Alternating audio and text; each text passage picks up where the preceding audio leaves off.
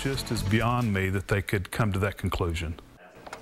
A week after he walked out of the courthouse disappointed in the Gabrielle Nastandi verdict. The father of Courtney Griffin is making a request. Chris Sadeghi joins us with more.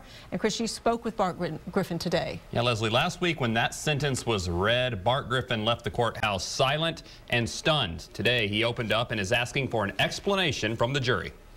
On this night, Bart Griffin would have been with his daughter Courtney at some restaurant, laughing and celebrating. We got together every birthday at some point, at some restaurant, and had dinner and had some laughs. And it's a happy day for us because it's Courtney's birthday. And the cake would have had 32 candles on it. But this happy day falls less than a week after a day that left the Griffin family feeling just absolutely stunned. After convicting Gabrielle Nastandi of a lesser charge, a jury allowed her to walk away with only probation for the hit-and-run accident that killed Courtney.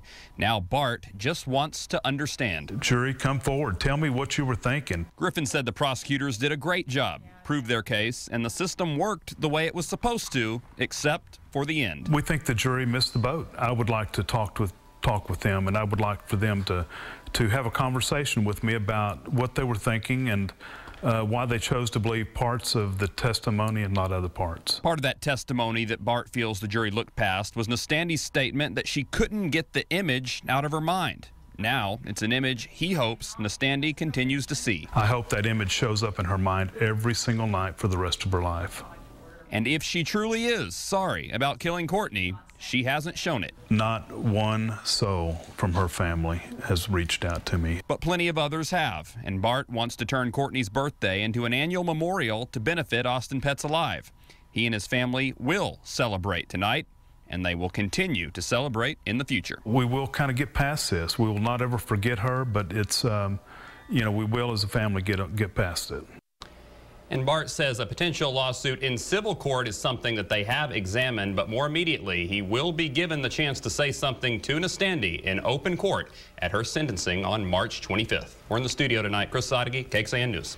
Thanks, Chris. And here's a look at our coverage when Austin police were called out to the scene of that hit-and-run accident. Here's just a quick look at the timeline. Police got the call in the early morning hours of May 27, 2011. Then a tip about Gabrielle Nastandi's car in a driveway with a broken windshield, just one of the items shown as evidence in the trial. She was arrested later that morning at the state capitol, where she had worked as an administrative assistant for State Representative Wayne Christian.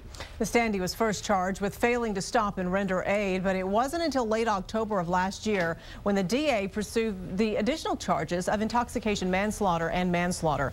On February 21st of this year, a jury found Nastandi guilty of criminally negligent homicide, but they also found her not guilty of failure to stop and render aid. So the next day, the jury recommended she serve 10 years probation. A judge will make a final decision on that sentencing on March 25th.